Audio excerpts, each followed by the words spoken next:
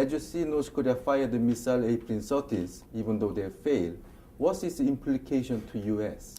And there are a lot of things, a lot of conclusions, or at least thoughts we can draw from the North Korean launch.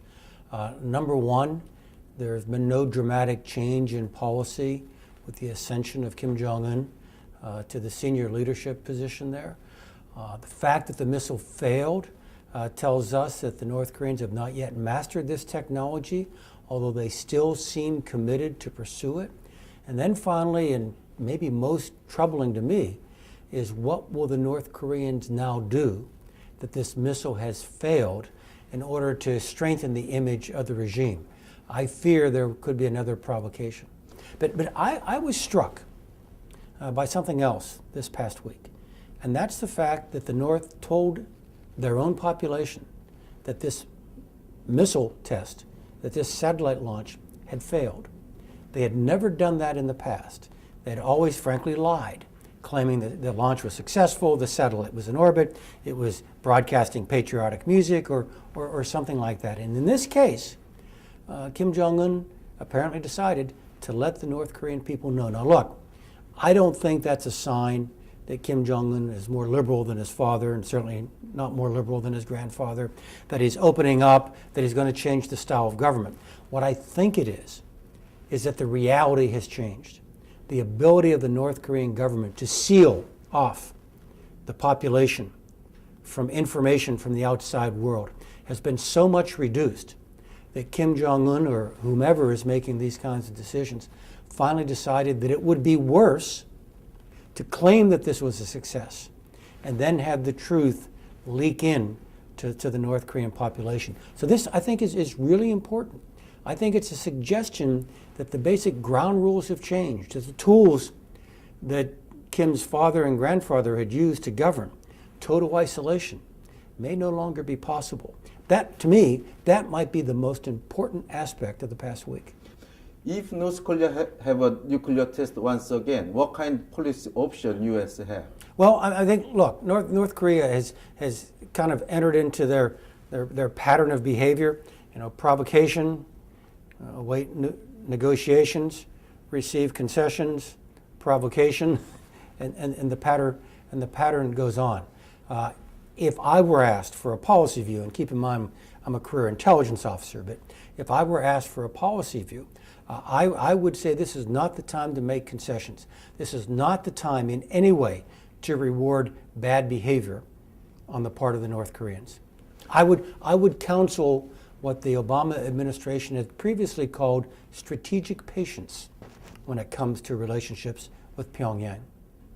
But strategic patience did not produce any, does not stop the missile launch or any nuclear. Well, it's interesting, isn't it? I mean, you've got two very different American administrations, actually three American administrations, President Clinton, President Bush, President Obama.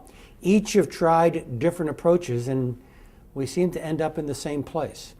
So I think the conclusion I might be tempted to draw is that this is really not based on what it is we do. It's based on what it is the North Koreans have consistently chosen to do.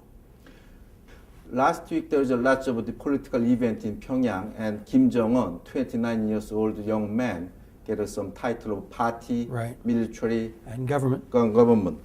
Do you think now, even though he has a title, he's legitimate? How the people, North Korean people or the elites, see Kim Jong-un as a...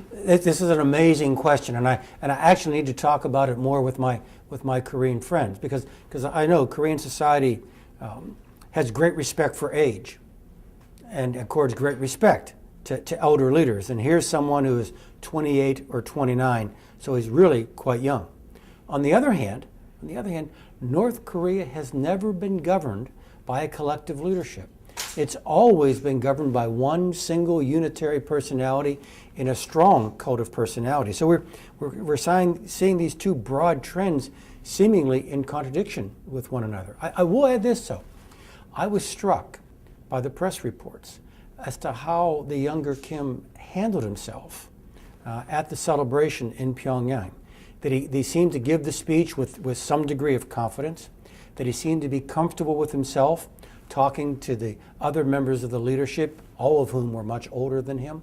So it was actually kind of a remarkable event, seeing someone so young and so inexperienced, at least outwardly, appear to have some confidence. Someone told me that maybe 장성택, his brother-in-law, is a real power control. Do you agree about that? I think there's a real possibility that both his aunt and his uncle are the powers behind the throne, as we say, and they're offering Kim Jong-un the kind of political and strategic guidance that he seems to be following. I think that's, in fact, in my personal view, not based on evidence, but on instinct, I think that's very likely. So do you have any message to Kim Jong-un or North Korean elite or general people? When I last served in Korea, I've served 2 tours in Korea, almost 4 years, in 2 separate occasions. I last served from 1997 to 1999. I was the Deputy Chief of Staff for United Nations Command. I actually negotiated at Panmunjom with the Korean People's Army, along with our South Korean allies. I had a thought at that time that history has already decided the future of the Korean people, that the model that the people of the Republic of Korea have decided, a democratic society, free movement of people and goods and ideas, integration into the world community, that's the future of the Korean Peninsula. It may take a month, a year, a decade for that reality to settle on the entire peninsula, but I think history has already spoken. The course the peninsula is heading on, I think, is clear.